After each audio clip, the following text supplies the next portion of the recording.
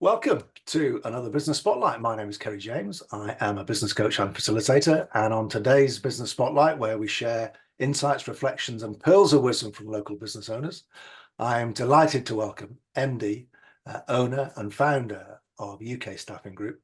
That's Mr. Alex Platt. Good afternoon to you, Alex, and welcome to Business Spotlight. Hi, Kerry. Thanks very much for the nice introduction. Yeah, delighted to be on. Thanks for having me. You're very welcome. So UK Staffing Group, clearly there's a bit of a hint about what you do in the title, but please give us an overview. How long have you been in the business, please? How long have you been running the business? And what areas do you specialize in, please, Alex? Yeah, well, we set the business up in 2015. I've been in recruitment a bit longer than that, so probably 2010. Seems a long time ago now.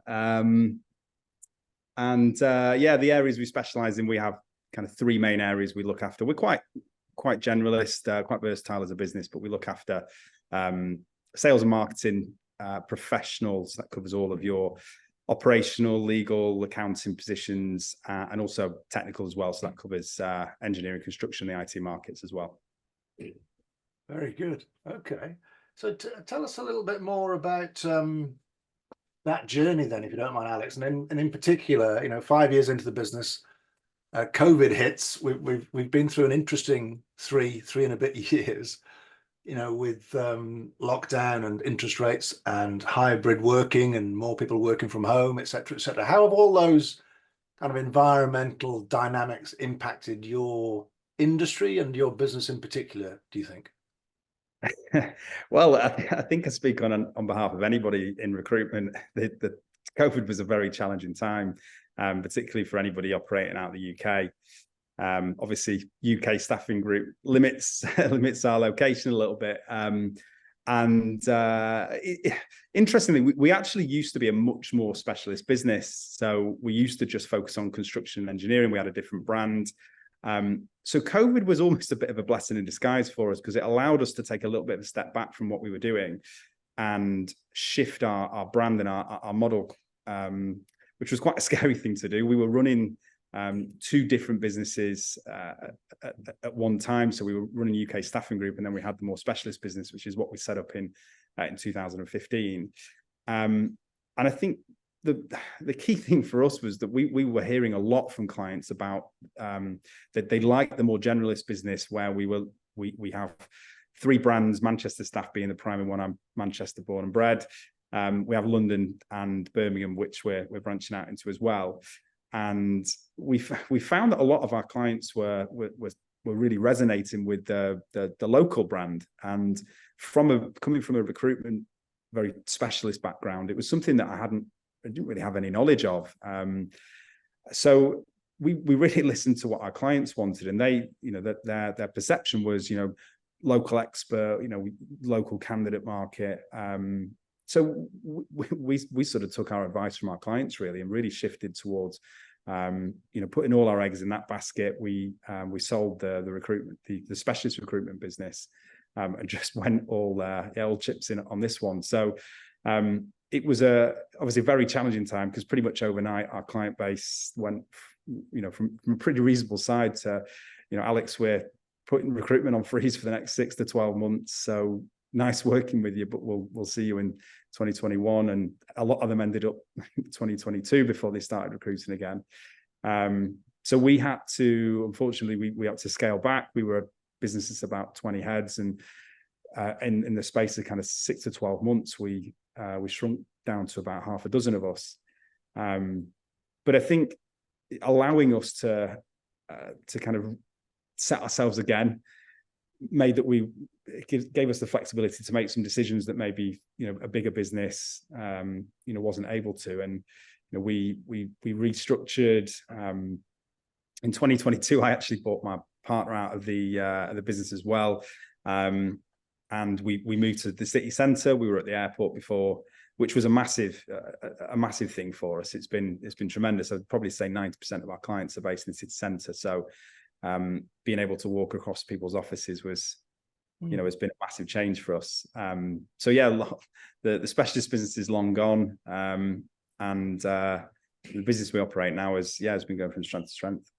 That's interesting. Let's explore that a little bit more because, kind of one of the principles of marketing is having focus on a key target audience and being good at a specific thing for a particular target audience. So, I guess you could claim to be recruitment experts, you could claim to be kind of local city centre, regional experts, or you could claim to be sector experts. Tell us a little bit more about, that journey and what you've learned as you've gone through that, please, Alex. Well, as I said before, my perception, all of my knowledge that I've gained was from a very specialist business that I started with in 2010. Tremendous business, really fantastic training, and that was everything I knew. So we changed our model from becoming a very specialist market sector business to being a very specialist location sector business. And now, we're our brand really stands on itself because we have a lot of inbound traffic that comes to us. We're recognized as the local experts in our location, and we're a lot more versatile, which means if another challenging sector problem like COVID comes, then we're able to kind of ride those waves a little better. So I think allowing a little bit more versatility in the businesses mean that we've increased our stability and predictability, and we're able to, we've been able to progress a lot more, a lot faster as well, which has been great. So you position yourself as experts in the local city market, if you like. Is that fair to say? I know you've got presence in London and Manchester and expansion plans as well. Is that right, Alex? Yeah, absolutely. Yeah. So we operate predominantly with city centre or businesses sort of within the Greater Manchester region. We're supporting them with all sorts of recruitment. So completely cross-functional partnerships we're trying to move towards now. So rather than helping a business with just one particular job role or a handful, we're now looking at all of their teams of how we can support them. And part of our transition since 2022 is to move to a much more partnership-led model. So working as either their internal function or as close as to support them across the board, which has been a real positive shift for us. And what does that mean in terms of your ideal client then, in terms of the size or the culture or the structure or how, they're operationally, the way they manage their people? How might you describe the ideal client for you? Well, I guess because of our versatility, we've massively increased our client scope. It used to be very specific, the type of client that we could and would work with. But we've got clients who are only 10, 15 heads who've, got growth plans and, one at a time, slowly but surely they're getting there. We've got clients who are 1,000, 2,000 man businesses who are, securing large government contracts and we're looking at hiring, 50 to 100 people for them, a year. So it really can vary. Ultimately, if you're a growing business in Manchester, then, we either have already helped you, and, we're so grateful for the clients that we have, or yeah, absolutely, we can help you. So that leads on to the question about, your competitive position and, fundamentally marketing strategy boils down to one question, which is why should a client choose you? So how might you deal that in the, challenging context of a service that you're delivering? Well, I don't think it's any secret that recruitment's a very saturated market. So you bang on the money. It's really difficult for recruitment businesses, and a lot of service businesses in general, to try and differentiate themselves. So I think the biggest thing we've learned from it is our clients is actually listening to what their complaints and challenges have been. One of the biggest things is cost. Clients, particularly clients that are growing at scale and at size, they're factoring in recruitment as a massive cost to their business. And also it can be an industry that can be quite unpredictable, inconsistent. And from a manager's point of view, I'm sure for any managers listening, it can be a real bugbear and time that they just don't have to commit to it. So one of the things we've moved towards, and we had some real success with this last year, is moving towards more of a partnership model with our clients. So rather than doing more transactional one-off recruitment for them, is looking at how we can support their growth plans over a 6, 12, 24 month phase for them, and be a lot more proactive in delivering a service for them that doesn't just help the need that they currently have now, but is finding people for next quarter, the quarter after that, and bringing people to the business rather than going out from the business trying to find them when they need them or when they're under pressure. Interesting, because of course the more of your revenue that is recurring and linked to more longer term commitments, obviously the more valuable your business is itself. So what sort of percentage of your business is in that partnership model, would you say now, Alex? Well, it's something we introduced in 2022, so it's still relatively early days. Transactional recruitment will always make up a proportion of it. At the moment, it's probably 30% partnerships, 70% transactional. We're aiming to split that 50-50 by the end of this year, and hopefully by the end of 2026, we're hoping to get to 80% partnerships and 20% transactional. So yeah, there's a big challenge for us to find great partners, but I think one of the things we're finding is that the partner relationship where you're working with businesses a lot closer, you're able to understand their business in such more depth than you would ordinarily, that your retention as a client is much more is better as well. So we're getting renewed contracts, not just gaining contracts, and hopefully the clients that we have now will be clients with us in the next 3 years, as well as bringing on other people. But I think one of the things we've realized with the partnership model that's very different to transactional is that you have to be able to service those clients properly as well. So there's no point taking partners on at scale and hoping that you can just deliver for all of them. You've got to be able to service those clients properly and really understand their businesses, their needs. Look at the directors of their businesses. What are their goals? Both personal and professional. Do they have an exit strategy that you can support them with? Where can you add value as a business that's going to hopefully add more value to your own contract, but is going to secure your future business and partnership as well. Mm-hmm.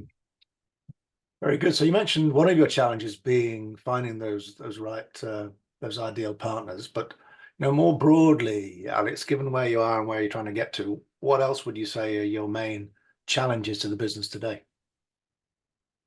Funny enough, recruitment's always a difficult one for us as well.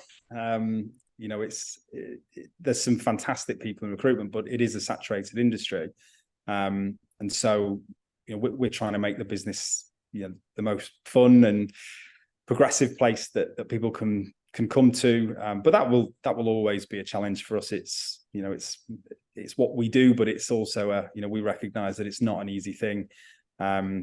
We've worked quite hard actually on our own internal recruitment processes, and but not just finding great people, but keeping them as well. That's absolutely critical. I think that's really undervalued in the market, is that if you've got great people working for you, you've got to fight to keep them and to take them on the journey with you. And we speak to candidates on a daily basis who aren't being given opportunities, and they're fantastic at what they do. So you've got to be able to learn from your employees and help them guide you to becoming a better business.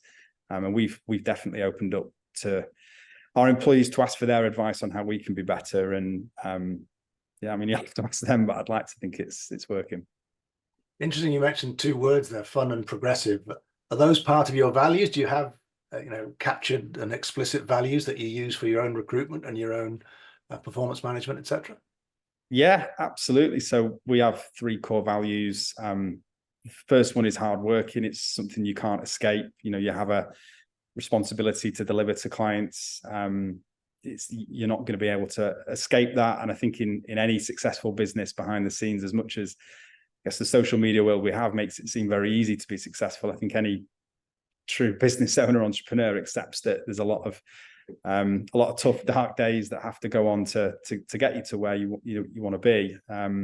Second is demonstrating excellence, because I think quantity alone is not going to deliver, you the right quality of client base, relationships, reputation. So, we demand a certain standard of ourselves, and we like to hold each other accountable to make sure that the quality of what we do is key. So a big thing for us is client testimonials. Is we want to hear from clients, making sure that if we have made mistakes, we can improve on them. But hopefully, if we've impressed clients, we can use that then as a marketing tool to go and win other business as well. And finally, positively contributing is a big factor internally. We want to make sure that everybody that joins the business is a really strong addition, and they're going to not just be happy themselves, but they're going to contribute towards the work environment, the culture we have, helping other people when they're going through struggles, making sure we all celebrate success with each other when it happens.